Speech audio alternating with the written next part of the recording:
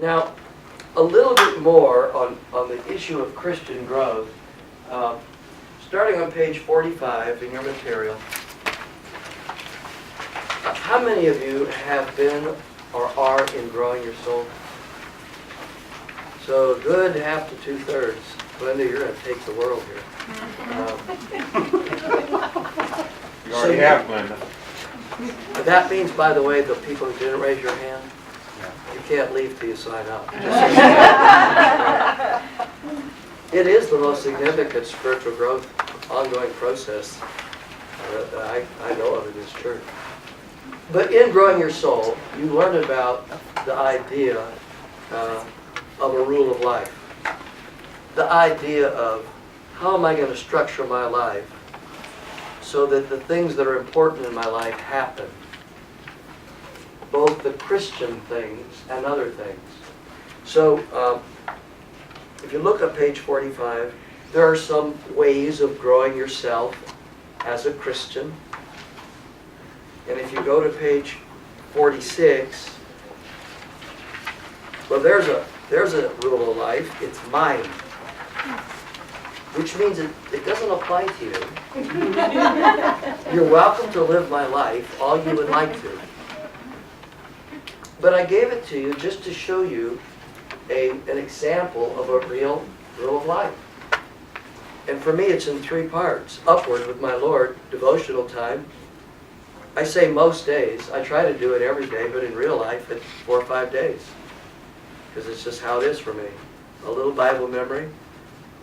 I practice Sabbath from 6 p.m. Saturday to 6 p.m. Sunday. Anne-Marie and I have done that all our married life. So we're with friends Saturday night, church Sunday morning. I'm relaxing Sunday afternoon. It's Sabbath. It's rhythm. Be in worship every week. I like to make 30-day prayer partnerships. Inwardly, we eat together once a week to formally talk about the blessings and concerns in our family and pray for each other. But Anne-Marie and I go out every week, just us. And my daughter and I go out for lunches. And I'm in a small group. And I run 3 times a week. I have the app, Map My Run. I can prove it to you anytime you want. The calisthenics right now I need to work on. I'm up to coffee raising. Most days I read a chapter of some nonfiction book. I'll tell you, I'm reading a book today that if you have a man in your life or you're a guy, you ought to get it for Christmas. It's called The Boys in the Boat. It's the story of the 1936 rowing championship shell. And there's a billion things about leadership. It is a really cool book. I've just made your Christmas, I'll tell you that. So on page 47 is a generic rule of life that you see follows the pattern: time with my Lord, time with the people in my life, time outward. I am in no way saying that your rule should look like page 47. In fact, beginning on page 48 is a bunch of stuff I got from a very famous person named Glenda Hoffman. And I believe this would be appropriate to say, if somebody would like a little tutoring, they could talk to Glenda. She's free Christmas of 2015. But why talk about this on a leadership thing? Because a disciple is not above his teacher when fully developed like the teacher. Barnabas is not about spiritual growth. That is not our focus. But without that focus, it won't work. You hear what I'm saying? So I'm assuming I'm saying enough about it to point the way. And if you don't have a clue what I've been talking about, please sidebar, talk to other people in your triad, because they will. Okay?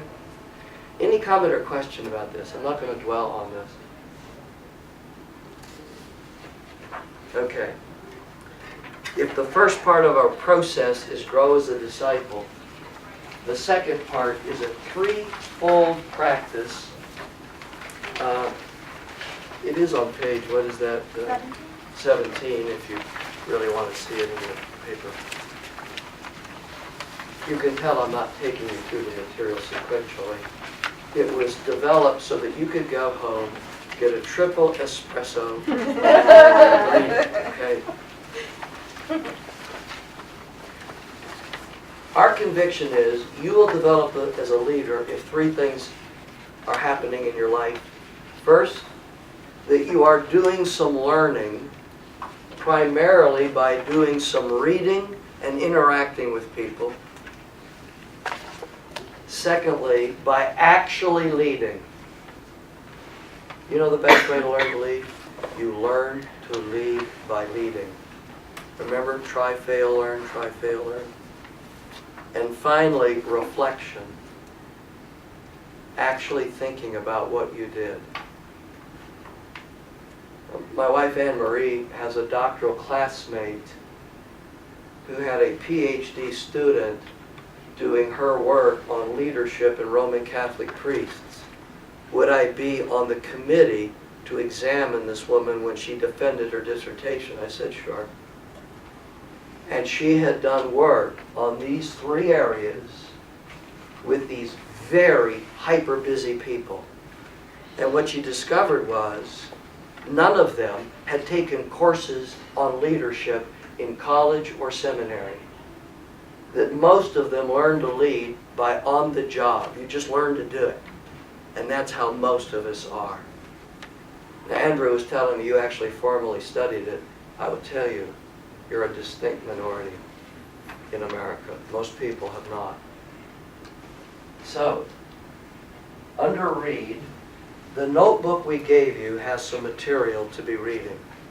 And I encourage you as a triad to talk about some of it. I'm not going to talk about it here, but I will say it's incredibly brilliant and well written. Once a month, I will send you an email that will have some attachment, something to read. For example, Doug Masters here sent to a few of us yesterday a blog that is absolutely brilliant on leading groups. It's just well done. We'll send it to you. So that there's an ongoing feeding of our minds. You may choose to be reading books like this. I'm not going to give assignments. I think that's not helpful. This will be a triad discussion as to how much of that you do. So the leadership challenge is sort of up to you whether you get the book, read the book. I don't want to send you so much that in real life you just don't, because we're crazy busy people. But we like to be feeding your mind. I want to tell you, if all you do is read about leadership, you probably aren't going to grow much as a leader. I don't mean disrespect, but the laboratory is everything. And it's why I'd like you to keep a leadership examen where you think about your own life. Because that's the only life you have to figure it out in.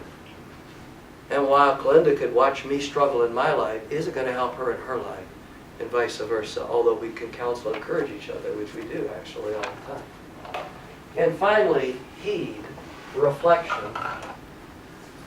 When your triad gets together, remember the word, share, prayer formula? We did it earlier. We spent time in Scripture. We shared our lives. We prayed. We'll use that pattern. When your triad meets, spend a little time in some text from Scripture. I don't mean a long time. I mean 10 minutes, 5 minutes. Just touch base. Share.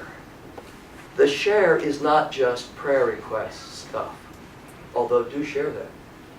The sharing is, I will have my, I will bring my examen. I'm not going to read the whole thing to my triad, but I will bring to the table one or two things that encourage me or kind of bum me out. And the role of the triad is not to give me advice. Let me say that again. If I say, Mark, I really appreciate your counsel. If I ask for counsel, fine, then please extend what you want. Otherwise, the role of the triad is to ask questions. Well, tell us more about that. do you see yourself getting out of that? Stan, you're working with these 30 members of your family, and what's the problem? Well, the problem is that 60% of it falls under my great aunt, Eleanor, who's controlling. And trying to figure out how to work with her in a way that shows dignity. She who is 85, when all the people who are in their 40s are freaking out because it's, you know what I'm saying? And you ask me questions to help me get some insight on my own leadership in that environment. Because none of you are dealing with that problem, I am. But you have stuff going on that's unique to you, right? I mean, if I say, gee, I'm struggling with how to relate to my daughter, and you say, well, Stan, when I raised my 15 daughters, not helpful. We ask, you see what I'm saying? It's inquiry. The beauty of that is, examine is not about showing off. It's about being humble. If I'm not willing to bring my, boy, I felt pretty good about it. That's not I'm so great. It's like, wow. Or, oh my gosh. If I can't talk about that in the triad, it will not help me. So there's a certain confidentiality agreement, is there not? If I'm in this group here, and I'm talking about something that's quite private and personal to me, and Chris goes home and talks about it with the home life, is that okay? No, but it is okay if I go home and tell Anne Marie.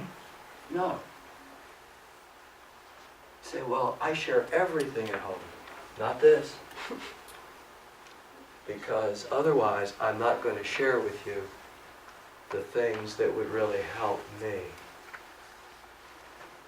become a better leader. And my assumption is every one of us can become a better leader. That's the point. Now, any questions about this process? I'm not going to dwell on it. Yeah.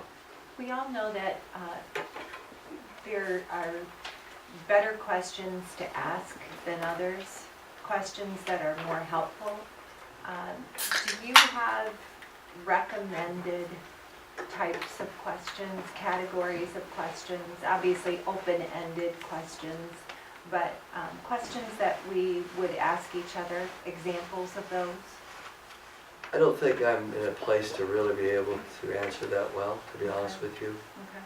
Because the truth is, question asking is not an American gift. We're going to all have to learn how to do this. If somebody here just like, I want to read a book on it, there is a book called Leading with Questions by Michael Marquardt that's brilliant. But most of us aren't going to do that. The basic open-ended idea is good. Okay. And honestly, it's the degree to which I'm willing to be vulnerable and talk about stuff I'm dealing with. But if I'm talking about something at work, it's quite possible that somebody else in my triad knows somebody who knows somebody where I work. I mean, you know what I'm saying? And if we don't respect each other's confidence, this is done. We'll talk about important things like why the Steelers are doing poorly and the Redskins are not much better, you know, because we won't get to where it's at. On the other hand, if we follow this three-part process for 9 months, taking stuff into our mind, becoming self-aware of our own leadership, and reflecting on it to grow from it, and asking the good Lord for some godly gumption, I truly believe we're going to see some shifts. Dan, I just had a quick comment about questions. One thing I learned about group processes was to avoid why questions. What, avoid why questions. Because when you ask a why question, when you start with why, it sounds a little challenging. But you can, and you can put somebody on the defensive. Why did you do that, Stan? Why were you late, Stan? Why did you put that slide up there like that, Stan? But if you ask, what questions? Keep talking, Mom. Exactly. But what questions, that kind of thing. Just the questions that you gave examples about are a little less, defensive. Oh, I like that. The why.